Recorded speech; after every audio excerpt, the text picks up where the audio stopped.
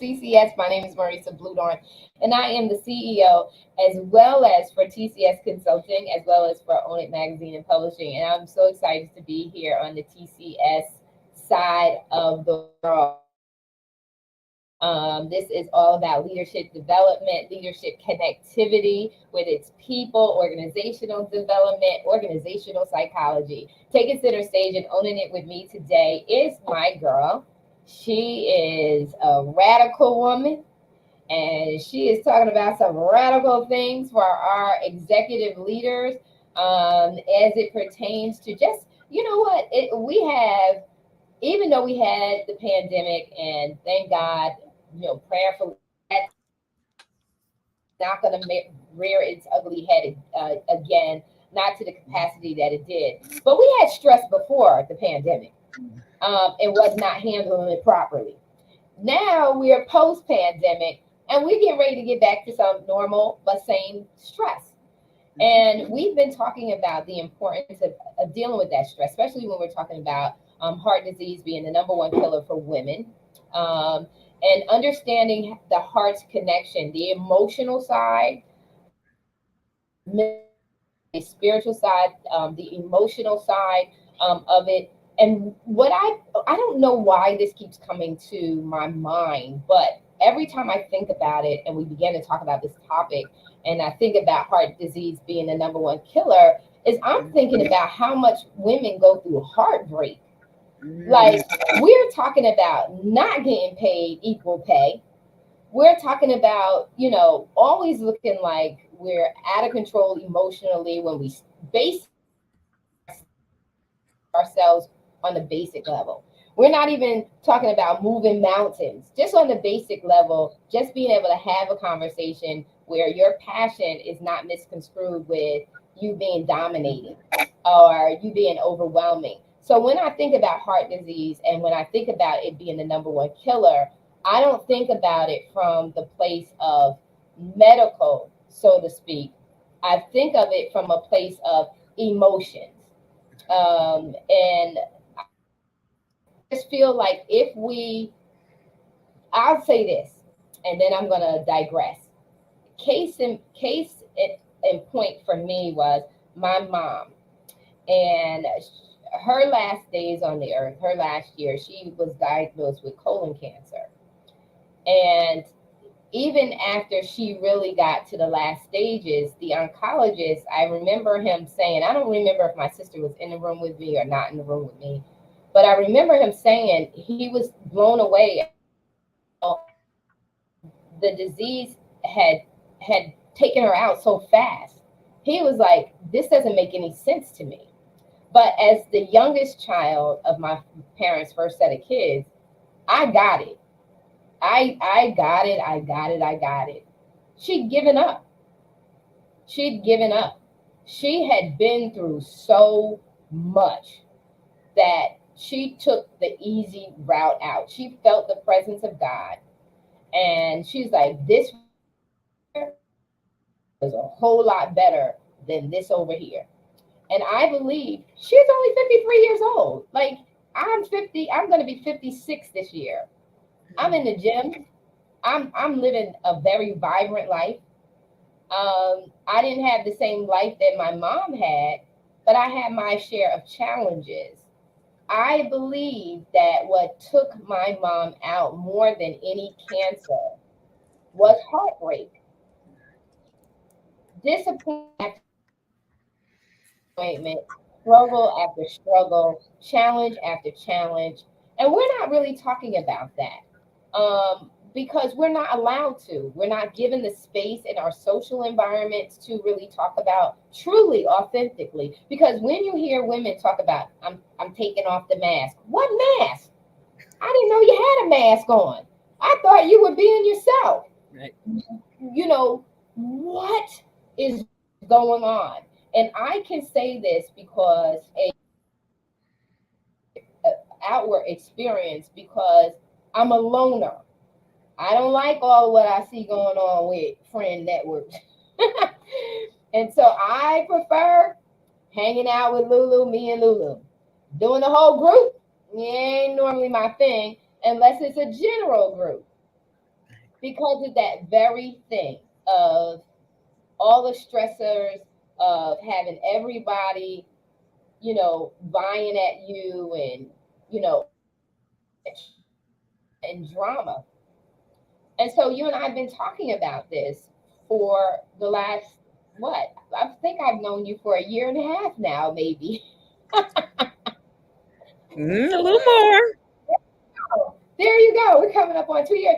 And I'm going to tell you, like, I'm hearing it, being in the publishing industry, publishing these books, and reading the content and the stories in the books, and things like that. This is what was going on before. My mom passed away in '97. Mm. This was going on way before the pandemic, and it's something that we have not addressed properly. And it shows up in the workplace. It shows up on our bodies, this dis-ease that we talk about. It shows up on our bodies because we're not taking care of ourselves. We feel so overwhelmed, uh, that we just succumb to whatever is going to make us feel good temporarily, but doing detrimental damage to us ultimately. Um, Talk, Lulu. I've shared. Talk, Lulu. Why is it important for us to, do the introspective work that's required, and that work being done through journaling, that work being done through writing, and why professional women, if they've not been involved in the anthologies, if they look down upon them, or didn't hear about them. Why is it important for these C-suite executives to start writing, to start really getting to participate in the project that you have going on? I'm wrapping up my projects, but the project that you have going on and beyond, all of the resources, everything that you're putting into this to help your authors to not only write about what they've experienced and share with the audience how they've overcome, and tips and insights for words of wisdom, but also to how to continue their own journey of transformation and deliverance from all of this trauma and drama that women experience, that are causing us to have heart attacks and heart failure. So thank you for having me here. And and one of the things that I would say is a big driver, and I'm going to go specifically to women, is that we just have too much masculine energy. And we've embraced this masculine energy as if for some reason we're not this great leader if we don't take on something other than who we are. And we say authenticity, and it's like throwing around a word that has no meaning anymore because it's just a word. We're not really living that. Taking off the mask. There's multiple masks. Which one are you taking off? Because there's so many now. And we have to bring back the human spirit. That's what's so important. If we cannot bring back the human spirit, then we're destined to just continue to spiral where we are right now, or even uh, in a more, I'll say, degraded state. And if I think about the landscape of business, it's rapidly changing. And you know that I teach a lot on divine feminine leadership, but that principle is evolving. And everything that you're talking about is all encompassed in that principle or those principles. And they are affecting the future of work. And so, our unique qualities and our strategies as women, what we bring to the table is very positive when we embrace it. when we allow it to come forth, when we are able to say that, okay, this is who I am at my core, at my essence. And so this divine feminine leadership is becoming increasingly relevant in our fast paced, interconnected world. And we see it as a response to the demand for more compassionate leadership, more empathetic leadership, more inclusive leadership, and overall bringing that human spirit that doesn't let you bank your vacation. Let's just use that as an example because we're talking about retreating. It doesn't let you bank your vacation to the point that now you've got 5, 6 weeks of vacation because every year you just bank it. You just say, okay, I didn't go on vacation. I didn't go on vacation. And there's all this vacation because no one is keeping track. Our Whether it's HR or rather it's the diversity department, no one is really watching what is happening to the human spirit. And so that is a really big part of it. And I can tell you that divine feminine leadership is not just for women. I can tell you that those principles and characteristics being embraced by men and women actually transitioning back to who they are at their core, and us having that balance of masculine energy and feminine energy working together, that's a recipe to get us back on track. Anything short of that is going to keep us spiraling downward. Yeah. When you talk about banking your vacation, I can remember, doing a lot of staycations. Just staycationing, and staycationing.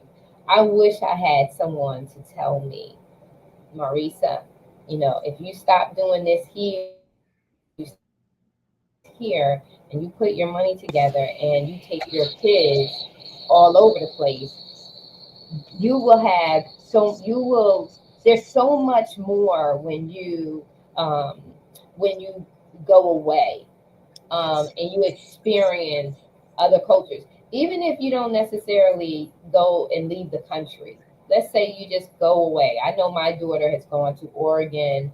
My youngest daughter went to Oregon, and she went to a black farm where she volunteered and she learned farming.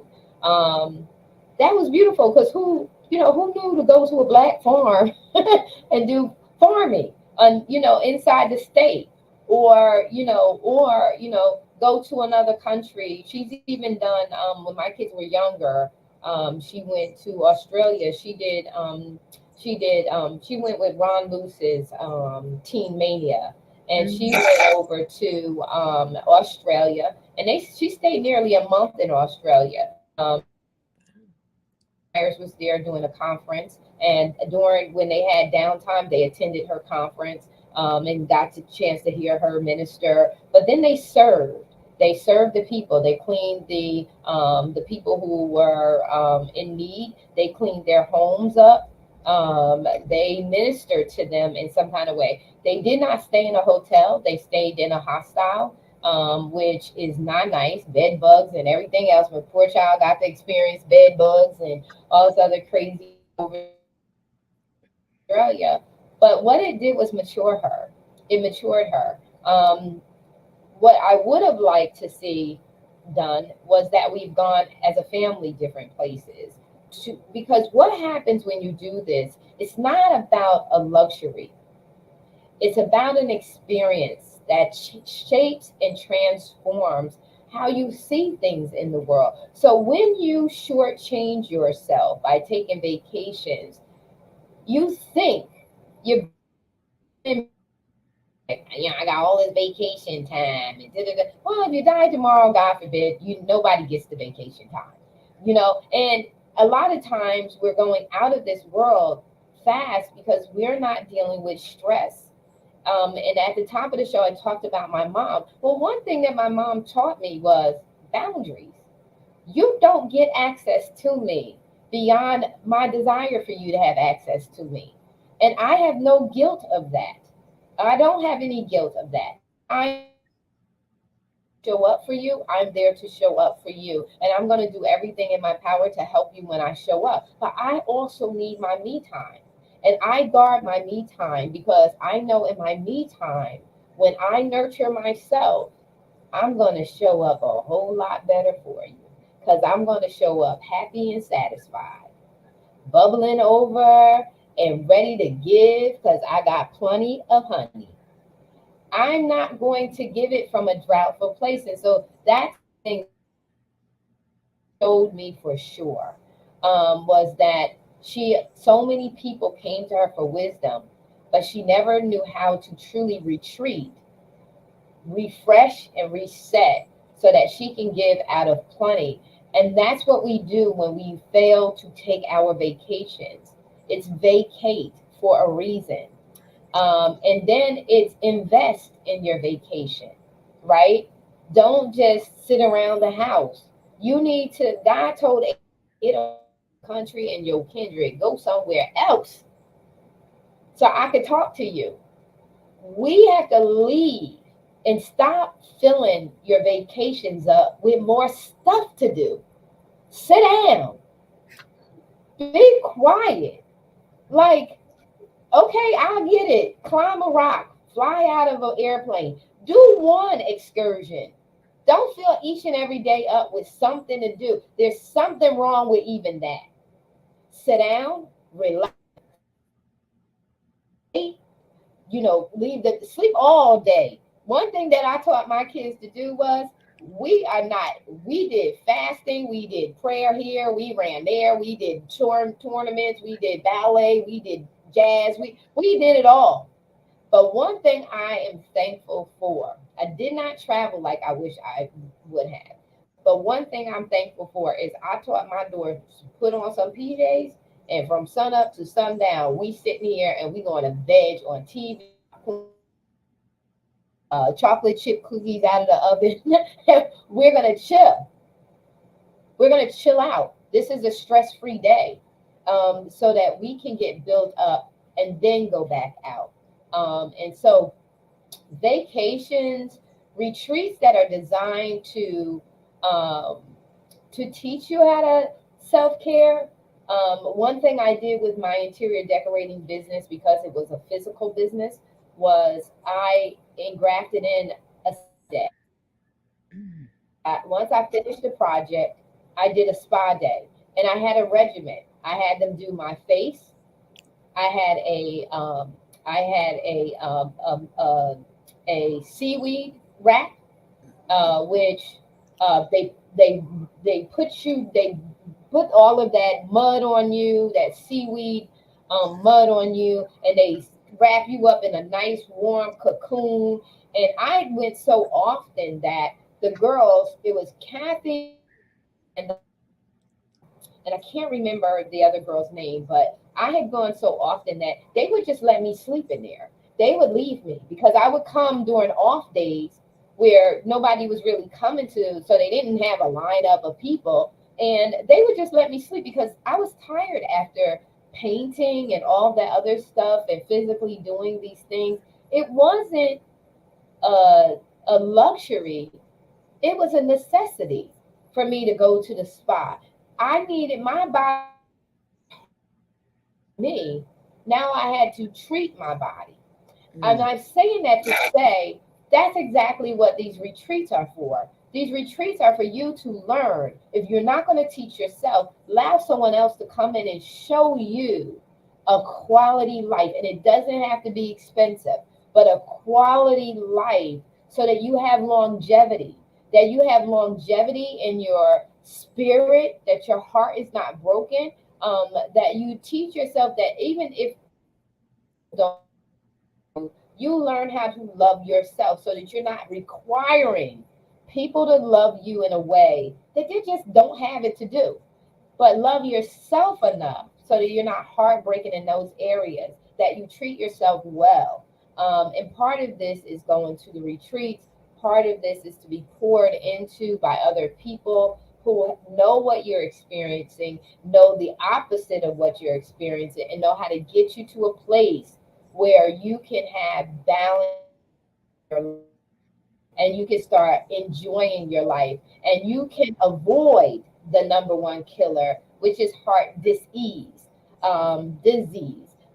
because it is the number one killer of women. And we need to address that. And it's not always just medical, it is what is going on in your psyche, what is going on in your emotions, um, where is the trauma coming in from, and how do you address that trauma, and be released from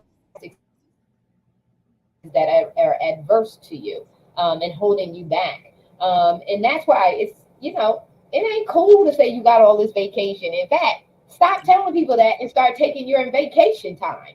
And if you're not feeling well, call out sick. I mean, there's no honor in bringing yourself. People don't want you on the job sick because guess what? You want to make them sick. So stay home. Stay home and get well, and we'll give you an award for perfect attendance because perfect attended to the point where you didn't make any of us sick by you attending. We can figure out another award to give you, not for you to come in and burn yourself out. And so share with the audience as we close out, you have your book and Radical Ascension to the Next Dimension. And not only that, this is a year-long project that you're working on. I believe that you still have room for other people to join in. And you Yes. want, come on, executive, get your story out. Your story is someone's waiting to hear your story. At the executive C-suite level, the reason why I like supervisors and managers is because they should be on their way up to your position. They should be getting themselves, they should be understanding about succession planning, whether an organization has that very upfront or not. They should be aware, your supervisors, your managers should be aware that there is a flow of things, that, just because you become a manager doesn't mean that that's the end for you. Teach them to have aspirations for growing up in the business. It's better for you to hire someone from within who already knows your company, that you don't have to do all of this onboarding, transitioning, them getting to know the company and the culture, who's who and do. When you have someone that's inside the company, they already know the company. They know the company politics. They know the company's culture. They know who is who and what is what. But the thing is that you just treat them well so that they know that they're valued, that their input is valued, and you'll have better performance overall. You won't have gaps in your performances. Share your story in books like this and projects like this so that others can rise up. They can read your story, and they can rise up with a little bit of ease and flow, as Lulu says. So they can rise up. That's what you want them to do, to participate in some of these projects. A link with this project, you said, is a retreat. Then you have some other retreats as well. As we close out, could you share? Get contact with you, to get involved in all that you're doing. I know we're doing the joint thing, but they'll know that. Share with what you're doing, in Aruba and Morocco, right? Yes. Yes. Um, Everything that we're doing, both of us together, some independent, it all centers around the well being, the growth, starting with folks that are at the very C-suite level, because that's who's leading everybody else. That's who's setting the example. And then also those that aspire to get to that level, but we don't want them to go to that level in the conditions that we see in many places today. And so, rather someone is with us in Morocco or Aruba, part of what's beautiful about Radical Ascension to the Next Dimension anthology is that within that year, we are doing a lot of coaching. We are really helping people do the introspective work. So it's really your journey, and while you're writing, you're still evolving and you're still ascending and you're still climbing into other dimensions. And regardless of whatever you decide whether you are part of the anthology and its coaching or any of the retreats, here is where we really are. As we move forward into the future, women and men who embrace what you've been talking about, Marisa, who are incorporating and integrating their entire life instead of trying to slice it up into pieces, they're going to be the ones that are at the forefront of organizational change and transformation. They're going to be the ones that come and participate with us in these programs. They're going to be the ones that are creating diverse, inclusive teams. They're going to be fostering creativity at a greater level, innovation, and they're really going to be helping people build sustainable lives, both personally and professionally. Because some of what's happening today, it's not sustainable. And that's why we have dis-ease rooting the disease, and literally, in some cases, a lot of chaos. Now, people can debate and pretend, but at the end of the day, when we have that conversation that we need to have, but nobody really wants to have it, Right. when we can get to that place and be honest and really take a look and say, my salary, the square footage of my home, how many cars, what type of cars, what college my children are going to. At the end of the day, if we don't have these basic human, very human, integrative things that actually help us to ascend to higher levels, guess what? We're not even going to live long enough to see children graduate from the college that we've spent a fortune sending them. We're not going to be there to enjoy the fruit of our labor. And so I leave us with, you really want to reach out for us. You want to find out, and it's easy. It's everywhere. You can Yes. you can go on Facebook, you can go on Instagram, uh, wherever you look for us, you're going to see the retreats. You're going to see our programs. You're going to get some insight into what we're going to be sharing with those that decide to go on the journey. Hmm. Awesome. Listen, we are looking to help you to de-stress. We know what it's like to feel pulled on all sides, and we know all it takes is retreating, getting refreshed, and resetting. It's just that simple, and focusing on what matters most to you. And so we want to do that. We are doing that here in the Dominican Republic. There's a whole schedule inside the Own It magazine. If you're reach out to us, and we will more than happy email you directly that list, and you just put in your deposit, select your date, put in your deposit, and get here and get surrounded. Start to create. I say this. This is my philosophy: is that you are the CEO of your life. You have control. You're the chief executive officer of your life. You do have control over your life. You don't have control over what everybody else does and the externals, but you control internal, and you have control over your decisions. It's time for you to make executive decisions. And one of these executive decisions is taking care of yourself first and investing in your peace of mind and aligning with your true and organic, God given assignment. You want to get in alignment with your life's assignment, because all your skill sets, your mindset, how you think, how you be, how you operate, all of your gifting, all of your talents, way you think, has everything to do with the way you were designed. And anything that's created only functions well by operating in the system that it was designed to fit in. And you are sometimes operating outside of your realm. And we need you to own who you really are. And the minute that you own it, That's where Own It comes from. That's where TCS, Take Center Stage, and Own It comes from. You're on the runway of your life. You know, it's life. You only get one turn at this catwalk. Get it right. Get it right. Get it right. Get it right. We're here to help you. And we're here to help you do it with some serious swagger. We love you. We're out. Listen, get in touch with us. We look forward to hearing from you.